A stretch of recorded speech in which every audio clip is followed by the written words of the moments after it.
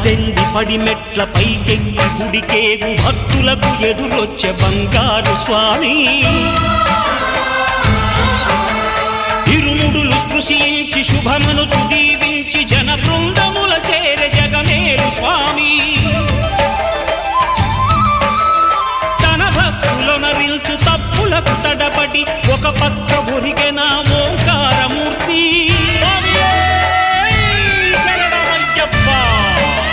స్వాములందరూ తనకు సాయము కాగా ధీమంతుడై లేచె ఆ కన్య స్వామి